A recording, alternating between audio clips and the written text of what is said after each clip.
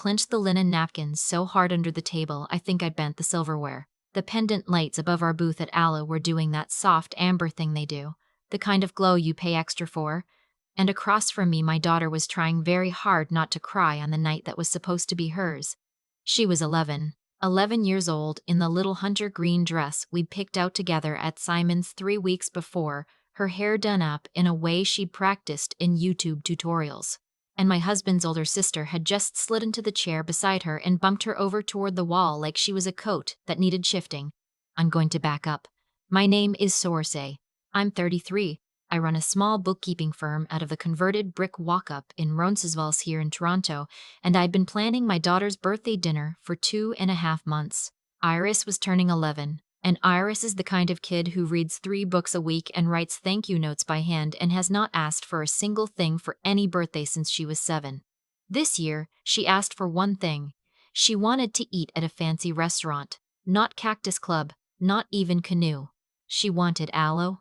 She'd read about it in some Globe and Mail piece I'd left on the counter, the tasting menu, the views of her spadina, the whole thing, and her face when she asked me, all careful and quiet like she expected me to say no. That face is what made me say yes before I'd even checked the price. I checked the price after. $890 before tip. Before wine pairings I obviously wasn't doing because she's 11. I sat at my kitchen island and did the math 3 times. My husband Cormac and I aren't poor. We aren't rich either. We're the kind of family where one really nice dinner means we don't do the cottage rental that summer, and I'd already quietly canceled the cottage rental that summer, and I hadn't told Cormac yet because I knew he'd say it was too much, and I knew I was going to do it anyway. I booked it. I told only Cormac, my mom, and Iris herself. That was the guest list. 4 people, 1 table, 1 night. Now I had to tell you about my sister-in-law because she is the entire problem, the way potholes on the Gardiner are the entire problem, the way the wasps that build a nest in your back deck umbrella are the entire problem. Her name is Fionnuala.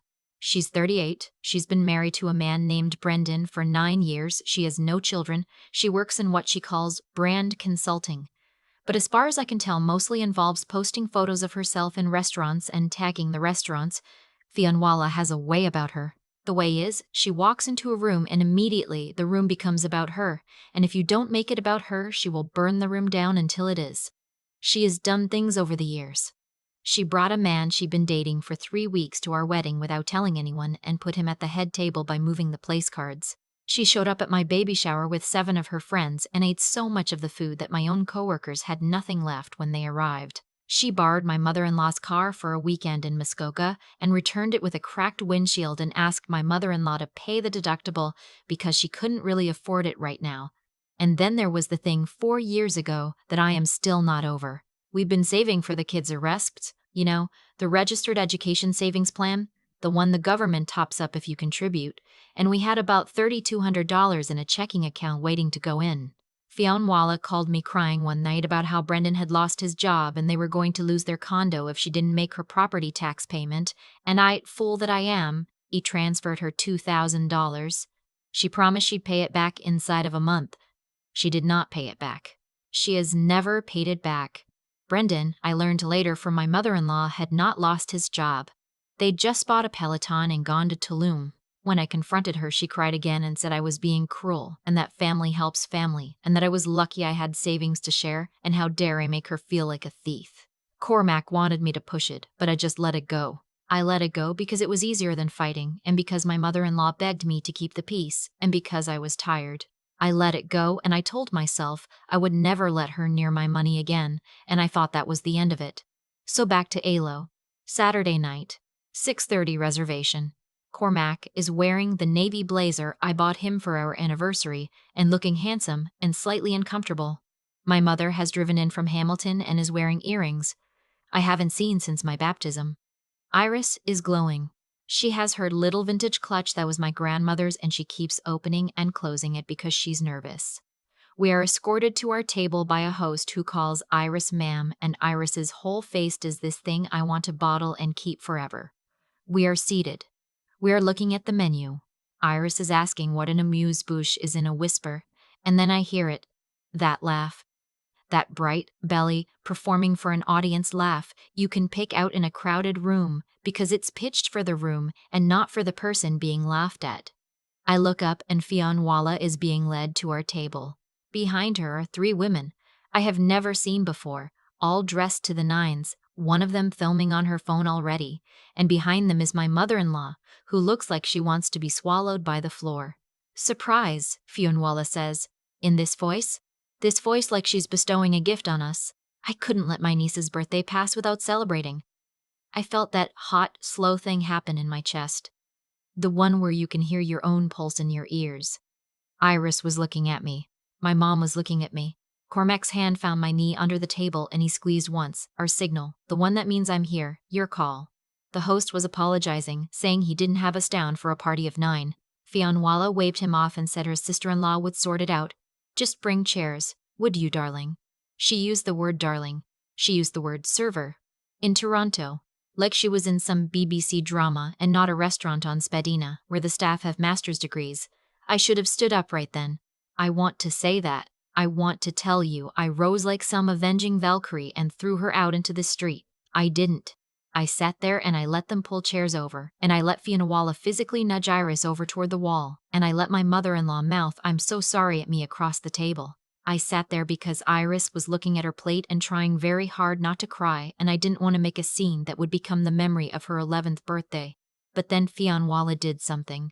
She picked up the menu. She started talking, loud enough for the next table to hear, about how the foie gras here was supposed to be transcendent and how she'd been waiting forever to do the wine pairing here. And oh my God, girls, look at the caviar service. We have to. We absolutely have to.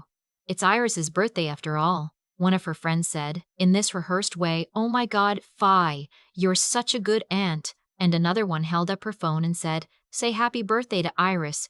And Iris just sat there with her hand on her clutch and didn't say anything. I want to be clear about what was happening. Fionnuala wasn't celebrating Iris.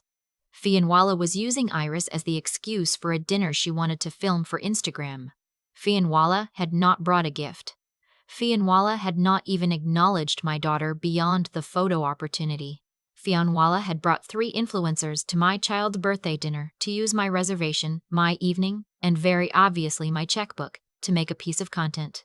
The waiter came. He was lovely. He was a young guy with a small silver hoop in one ear and a careful, patient manner. He went around the table taking orders. Iris went first, she'd been practicing.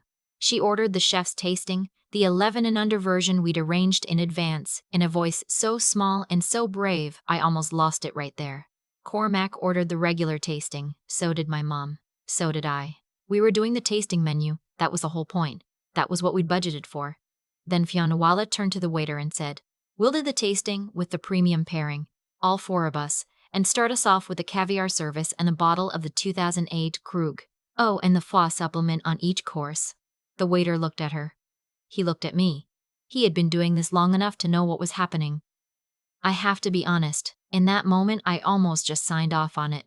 I almost just let it happen because I didn't want my daughter's birthday to become the night her mom had a public fight with her aunt in a Michelin-starred restaurant. But then Fionnuala said in a stage whisper to one of her friends, "Don't worry about it, my brother's wife always picks up the family stuff." And she winked at her friend. She winked, and the friend giggled. Something in me went very, very quiet. Not loud, quiet, the way the air goes before a thunderstorm. I felt Cormac's hand on my knee again, but this time he wasn't squeezing for permission, he was squeezing because he knew what was coming. I smiled. I want you to picture the smile. It was a perfectly polite smile, the kind you'd give the woman at Service Ontario who is about to fix your driver's license. I said to the waiter in my Sunday morning voice, "I'm sorry, there's been a small mix-up. Could we please do separate checks tonight, our family, the 4 of us, on one, and my sister-in-law's party, the 4 of them, on the other, just so there's no confusion later." The waiter blinked, then nodded, then wrote something on his pad with the kind of professional speed that told me he had been waiting for exactly this. Behind him, one of Fionnuala's friends lowered her phone. Fionnuala laughed. The belly laugh. "Oh, Serze, don't be ridiculous, we're family, it's all one thing." I kept smiling. "Of course it's all one thing for our 4, but you didn't tell me you were coming, sweetheart, and I budgeted for my daughter's birthday party, not yours." So you and your friends'll be on your own check. Order whatever you'd like." The table went a particular kind of silent. My mother-in-law was looking at her bread plate like it contained the secret to nuclear fusion. My mom was looking at me with an expression I'd seen her wear maybe 4 times in my life, the one that meant she was proud and also a little scared for me. Cormac had taken his hand off my knee and was now just openly grinning at his bread. Fianwala's friends were looking at each other. One of them, the one who'd been filming, very slowly slid her phone face down onto the table. "Sour say," Fianwala said in her hurt voice, the one she uses. "I came here to support my niece." I leaned forward a little. I kept my voice very calm. I said, "Fianwala, you haven't said hello to Iris, you haven't wished her a happy birthday.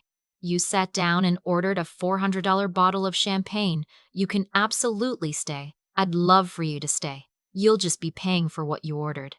The waiter, bless him, was still standing there with his pad, waiting with the patience of a man who has waited through worse. Fianwala did her little laugh again and turned to her friends and said, all bright, of course, it's fine, we've got it." Then she turned back to the waiter and said, "We'll still do the Krug. And the caviar." The waiter nodded and walked away. I leaned over to Iris and I asked her, in the smallest voice I could manage, if she was okay. She nodded. Then she leaned over to me and whispered, "Mom, is Auntie Fee going to ruin my birthday?" And I whispered back, "Not on my watch." She smiled. The little vintage clutch came off her lap and she put it on the table and opened it and took out a piece of paper and unfolded it. It was a list she'd written of the things she wanted to try from each course. She'd printed it out from the ALO website. She'd looked up words she didn't know. She'd circled things in pink highlighter. My 11-year-old daughter had done research for her birthday dinner. I had to look up at the ceiling for a second. Dinner began. It was extraordinary. I want you to know that. The amuse-bouche was a single perfect bite of something with smoked trout roe on it, and Iris closed her eyes when she ate it. Cormac ordered her a Shirley Temple, and she pretended it was a cocktail, and the server played along and called it the ladies' aperitif. My mom told the story of how she'd taken me out for my 11th birthday to the old spaghetti factory in Hamilton, and I'd been so excited I'd thrown up in the parking lot, and Iris howled, actually howled, with laughter. Meanwhile, at the other end of our extended table, Fianwala was having the time of her life. The Krug came. The caviar came on its little ice bed with the mother-of-pearl spoons. Her friends were filming again, but with less enthusiasm. Fianwala kept trying to lean in and be part of Iris's birthday, taking photos of her food, of the room, and I noticed Iris quietly turning her shoulder, an 11-year-old's body language for not now. Even she could feel it. Around the 4th course, Fianwala leaned over to me and whispered, "Sowers, listen. I don't have my main card on me. I left it at home. Can you just put their drinks on yours and I'll Venmo you?" I almost laughed. We're in Canada. We don't really Venmo. We Interaki transfer. The fact that she said Venmo told me she'd rehearse this line for an American audience, for her followers, for whatever this performance was. I said, "No, sweetheart, just use whatever card you have. I'm sure it's fine." She got pinched around the mouth. She turned back to her friends. 2 courses later, one of the friends got up and went to the bathroom and did not come back. I watched her walk out the front door of the restaurant. Just walked out. Her place setting sat there with a half-eaten quail course in front of it. Fianwala pretended not to notice. By the time the petit fours came, Iris was glowing. She was full and happy and had been told 3 times by the chef de cuisine, who came out to wish her happy birthday personally, that she was the most polite young lady he'd had in his dining room all year. She had the chef sign her little printed list. She had asked the sommelier what a tannin was. She had ordered her own dessert. My mom was crying a little bit into a napkin. Cormac kept reaching over to squeeze my hand. And then the checks came. The waiter brought ours first. He set it down in front of Cormac with a small smile that, I swear, had warmth in it. Cormac put down the credit card without even looking at the total. Then the waiter walked the second check over to Fianwala's end of the table.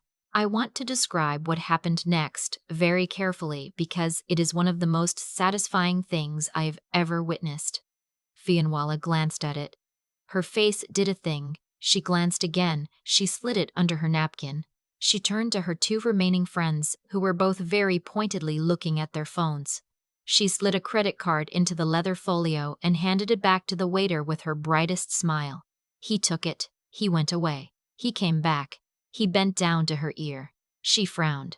She fished a different card out of her wallet. He took it. He went away. He came back. He bent down. She made a face like a child being told the playground is closed. She rooted around in her purse. She produced a third card.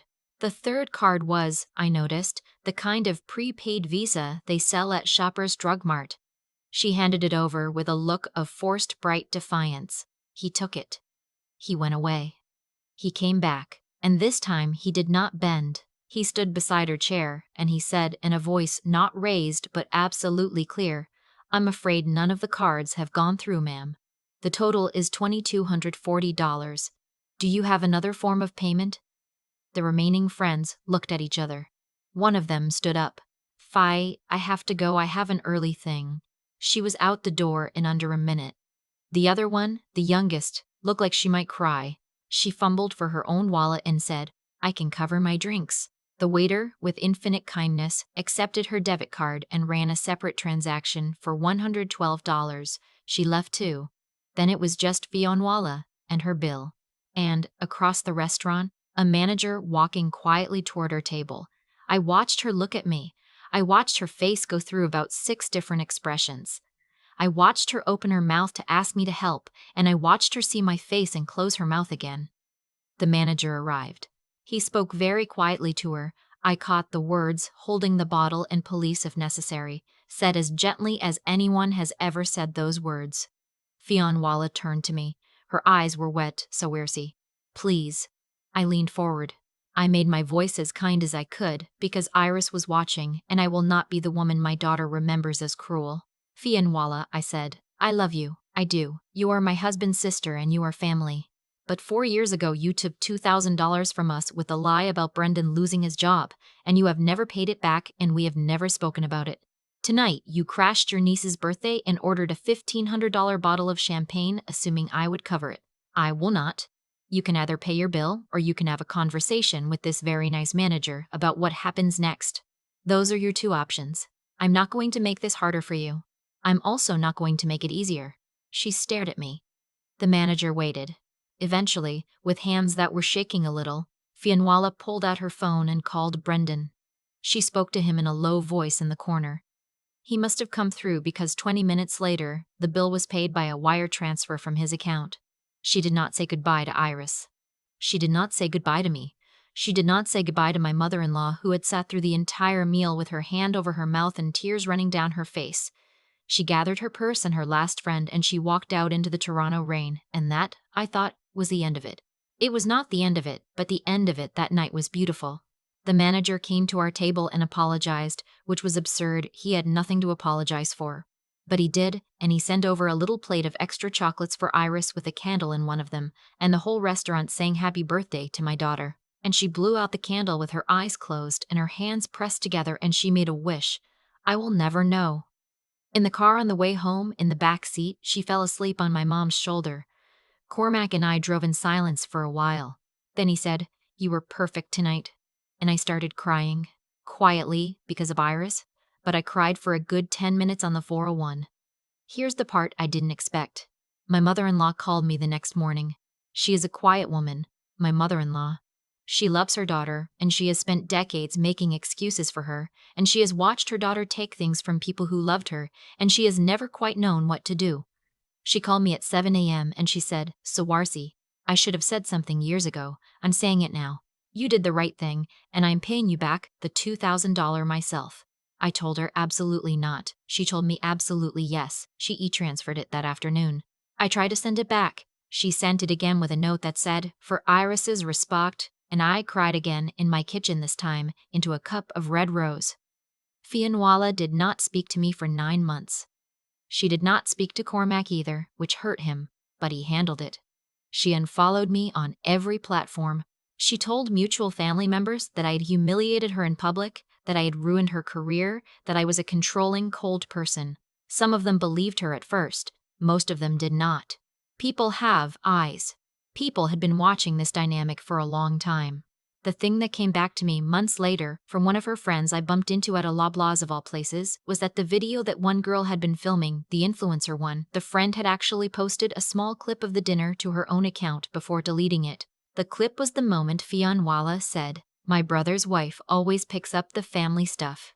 It got a few thousand views. It got comments. The comments were not kind to Fionnuala. She had performed for an audience, and the audience had not, in the end, been on her side. Iris turned 12 last spring. She's still the most polite kid I know.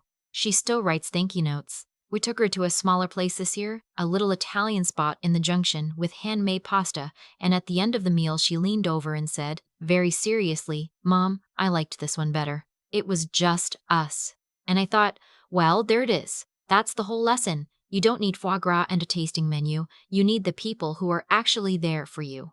I will tell you what I learned, in case any of you are sitting at your own kitchen island with your own family dynamics, trying to figure out if you're being unreasonable.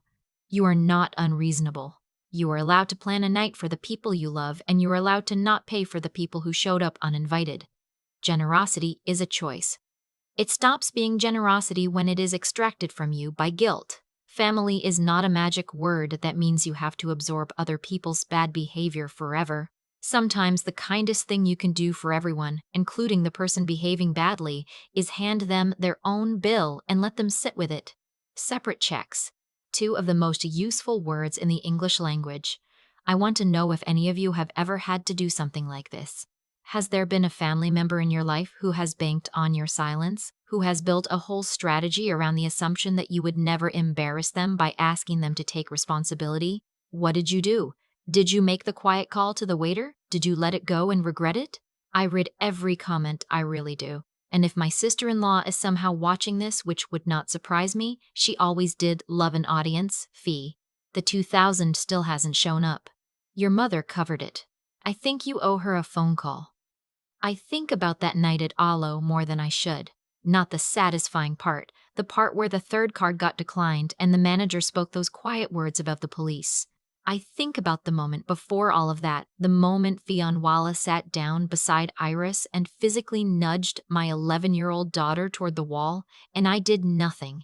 I sat there, and I have had to sit with the fact that I almost let it slide one more time because that is what I had been training myself to do for years. Here is what I have learned, sitting with it.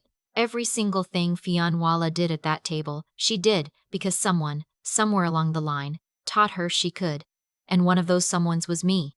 The first time I sent her $2,000 on a lie about Brendan, I did not just lose $2,000. I taught her in the clearest possible language that my no was negotiable, that my boundaries could be cried through, that family was a magic word that unlocked my checking account. I taught her to bank on my silence. And then 4 years later, I was surprised when she walked into a restaurant assuming I would underwrite her caviar. I should not have been surprised. I had written her that script myself. The cause is always upstream of the effect. If you keep paying for someone's bad behavior, in money or intolerance or in held tongues, they will keep producing more of it. That is not cruelty on their part necessarily, it is just how people work. We do more of what works. If extracting from you works, they will keep extracting. The only way to change the outcome is to change what you are willing to fund, and you have to do it quietly, calmly, without rage, the way I finally did with the waiter and the separate checks. There is a kind of strength I did not understand until that night, and it has nothing to do with raising your voice. It is the strength to stay polite while you stop participating. My voice never went above a normal speaking volume. I did not call Fionnuala names. I did not embarrass her. She embarrassed herself, and that is an important distinction. Real nerve, I think, is being able to hand someone the consequences of their own choices without dressing it up as revenge. The other thing I learned, and this one is for Iris more than for me, is that being kind and being a doormat are not the same thing. I had been confusing them for years. I thought keeping the peace was kindness. It was not. It was cowardice with a nicer outfit. Real kindness includes telling people the truth about what they are doing, even when it is uncomfortable, especially when there is an 11-year-old at the table watching to see what kind of woman her mother is. Iris was watching that night. She is always watching. And what I want her to know, what I want any young woman watching this to know, is that you are allowed to plan a beautiful evening for the people you love, and you are allowed to ask the people who crashed it to pay for their own champagne. Both of those things can be true. Both of those things should be true. The checks can be separate. The love can still be there. You just stop signing for what was never yours to sign for.